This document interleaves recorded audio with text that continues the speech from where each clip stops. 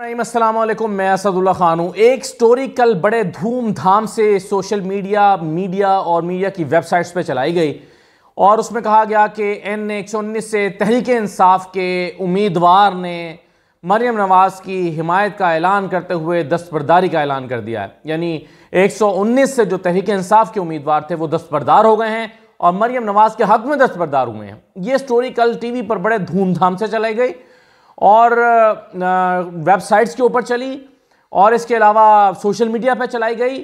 तो ये सिर्फ और सिर्फ नून लीग और मरियम नवाज़ की एक मीडिया मैनेजमेंट के सिवा कुछ नहीं था, क्योंकि ये एक झूठी स्टोरी है, ये एक फेक स्टोरी है।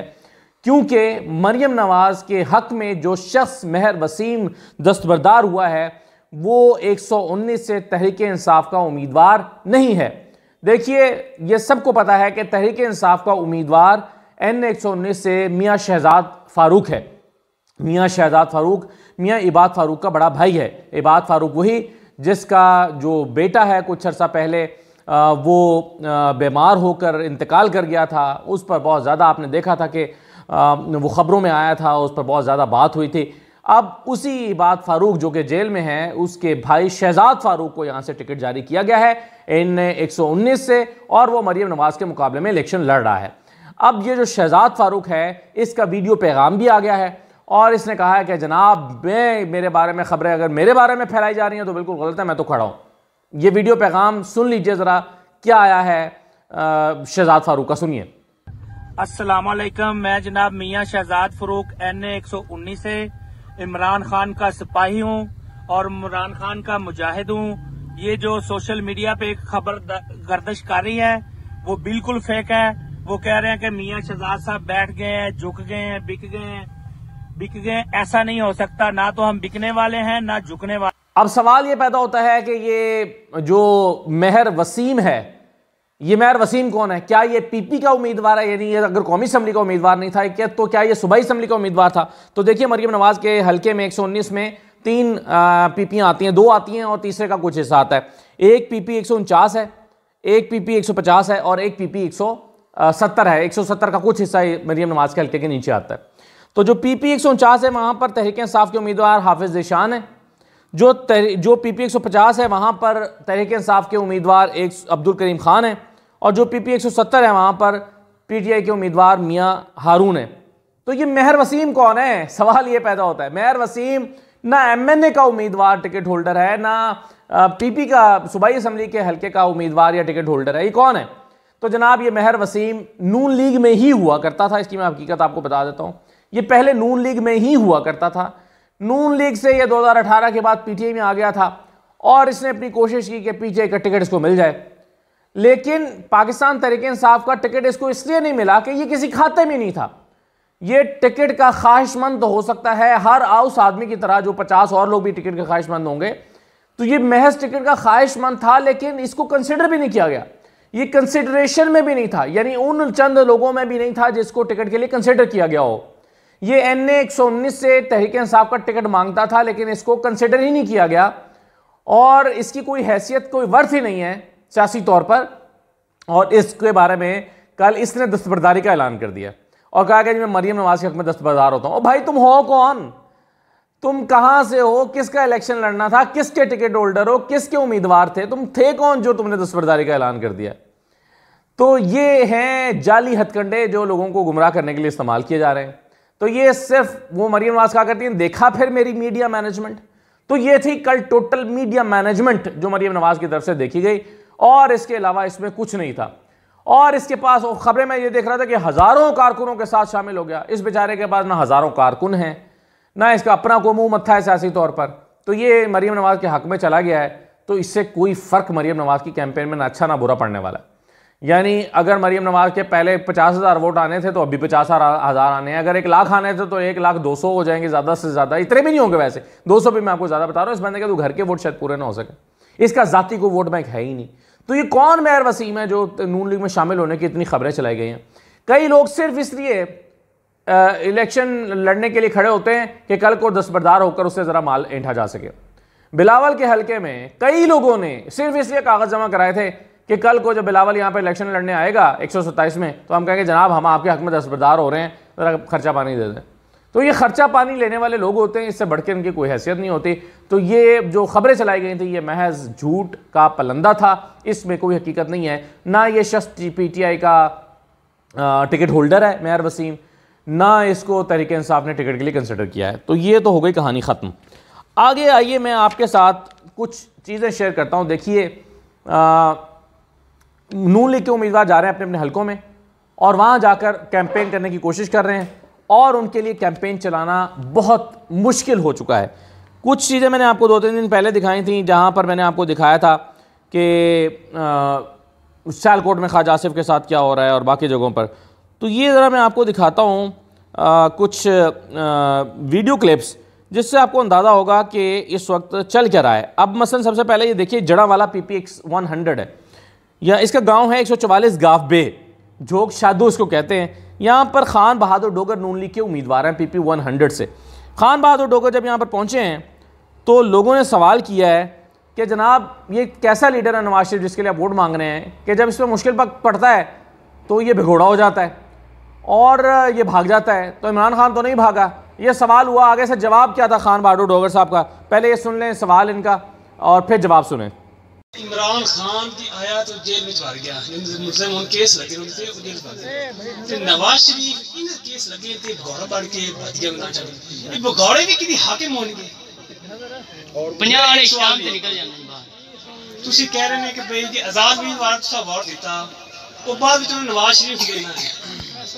इनका मतलब ये है कि एक धोखेबाज इमरान है, नवाज शरीफ ही बड़ा बैठा है, सारा मुल्क बेच के बैठा है, जो मुल्क में आया है तो सब को सेट करके आया है। इलेक्शन की जरूरत ही नहीं है, वो इलेक्शन की जरूरत ही नहीं है, क्योंकि अब पहले ना यार गांव पे कर लेंगे यार, गांव पे आपको बदतमीज उसने किया है इमरान खान ने, आपको बदतमीजी उसने दी है। आपको अपना अपने बड़ों का हया है ना, हमारा हया, ये बदतमीजी दे कर गया है आपको, ये बदतमीजी दे कर गया है आपको वो शऊर नहीं देकर गया, वे शऊर नहीं है, ये बदतमीजी देकर गया वो आपको। ओके हो गया डॉक्टर साहब, ओके हो गया। रियाज है। अब ये सवाल किया है इस नौजवान ने कि भाई भगोड़ा भी कभी हाकिम हुआ है? उन्होंने कहा आप कह रहे हैं आज़ाद उम्मीदवार वालों को वोट ना देना ये नवाज शरीफ खरीद लेगा। तो उसने कहा ये कौन सी नवाज शरीफ की खूबी है कि नवाज शरीफ के पास चले जाएंगे वो खरीद लेगा। तो उन्होंने कहा कि ये बदतमीज़ आपको, बदतमीज़ नहीं बदतमीज़ आपको इमरान खान ने किया है। वो कहते हैं कि जी वो आपको शऊर नहीं दे के गया, वो आपको बदतमीज़ करके गया। और भाई सवाल है, उस सवाल का जवाब दो। अगर आपके पास उसका जवाब नहीं है तो इसका ये क्या मतलब हुआ कि आप कह रहे हैं कि जी वो आपको बदतमीज़ करके गया है। तो खान बहादुर डोगर साहब के साथ ये हुआ।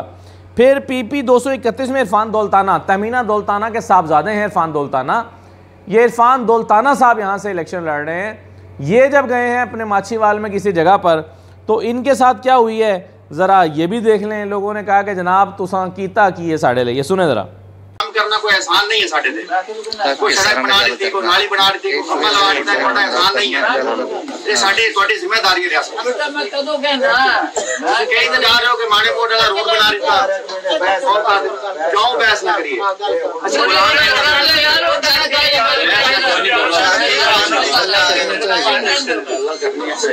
जवाब करना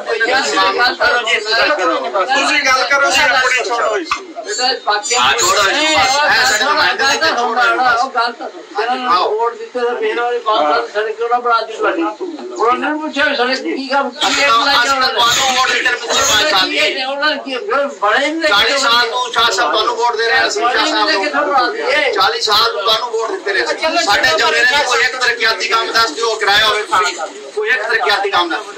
स्कूल बना हो, कोई ग्राउंड बना हो, कोई सानू सहूलत काम मिला हो, कोई दसो सानू कोई हस्पताल सानू इतो हस्पताल जाने वास्ते पूरे जाना पड़ता है, मुल्तान जाना पड़ता है या लाहौर या बहावलपुर जाना पड़ता है। सानू कोई इतनी सहूलत नहीं है।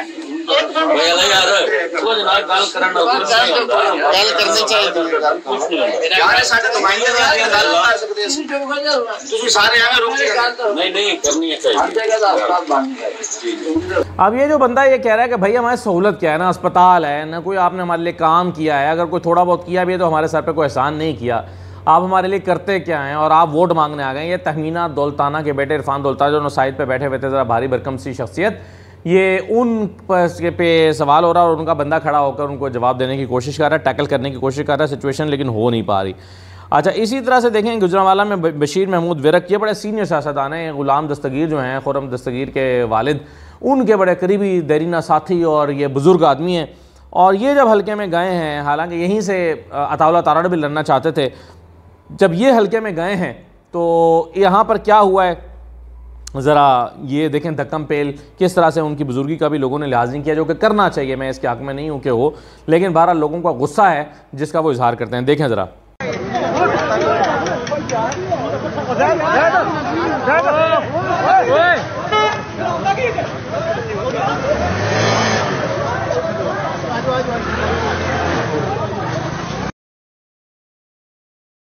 तो ये है जी सूरत हाल गुजरांवाला में भी। अच्छा, फिर जो बड़े बड़े लोग हैं ना, जैसे मैंने आपको बताया था कि सियालकोट में ख्वाजा आसिफ हैं, वो सीनियर सियासतदान हैं, 25-30 साल से सियासत कर रहे हैं, 5-7 दफ़ा MNA हो गए हैं, 5-6 दफ़ा।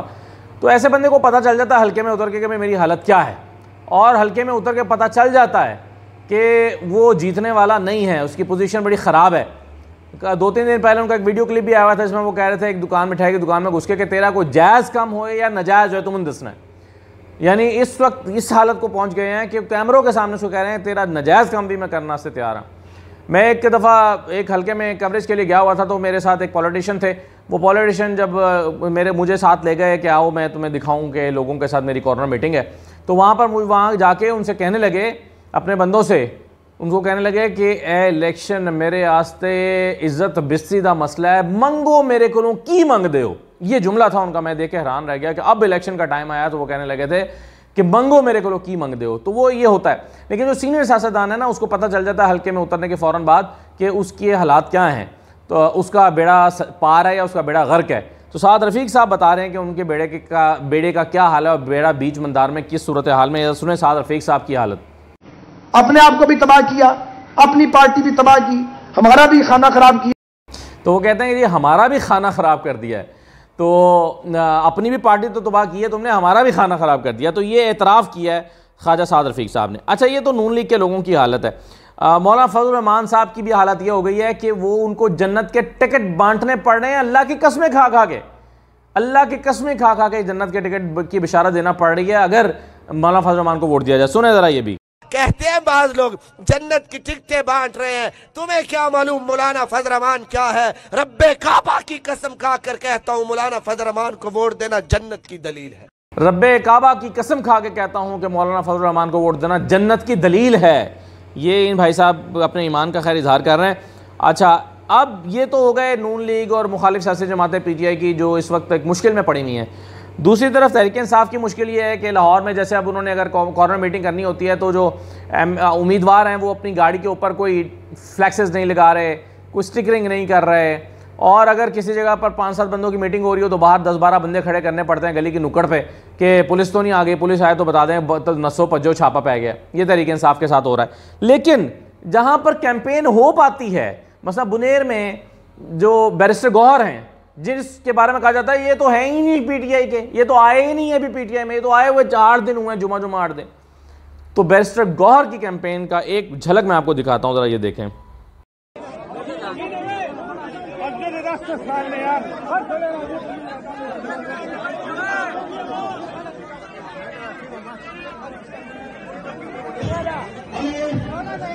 अब ये बैरिस्टर गौहर की कैंपेन हो रही है और बैरिस्टर गौहर यहाँ पर हैं और छतों पर, दीवारों पर, बालकनीज में और नुक्कड़ पर और हर तरफ लोग ही लोग खड़े हैं। और ये एक हल्के में बुनेर में, ये पेशावर भी नहीं है, ये बुनेर है। बुनेर में लोगों की बैरिस्टर गौहर को देखकर ये हालत है। तो आप सोचें यहाँ पर अगर उनका कोई और लीडर आ जाए जो ज़रा फेमस लीडर हो, आगे गौहर साहब को तो मानते ही नहीं है ना आपके ये PTI के हैं, तो अगर कोई बाकी PTI का आ गया तो फिर क्या होगा। तो ये कैंपेन का मवाजना मैं आपके सामने रख रहा हूँ, PTI, PMLN, पीपल्स पार्टी और बाकी लोगों का। कल पीपल्स पार्टी ने थोड़ा बेहतर शो किया, अगरचे उसके लिए उनको जोर भी लगाना पड़ा और हल्के में पैसे शैसे काफ़ी इस्तेमाल हो रहे हैं, लेकिन बहरहाल नून लीग के लिए फिर भी परेशानी की बात है ये कि बिलावल भी वहाँ पर जो है वो अपना एक तरह से बेहतर परफॉर्म कर रहे हैं और नून लीग के लिए निकलना मुश्किल हो गया। यानी पीपल्स पार्टी के लिए उतनी मुश्किलात नहीं है आवाम में जाते हुए जितनी नून लीग के लिए हैं। अगरचे पीपल्स पार्टी को भी सिंध में लोग सवाल तो कर रहे हैं, लेकिन बहरहाल फिर भी नून लीग की हालत इस वक्त बहुत पतली दिखाई देती है। इजाज़त दीजिए, अल्लाह हाफ़िज़।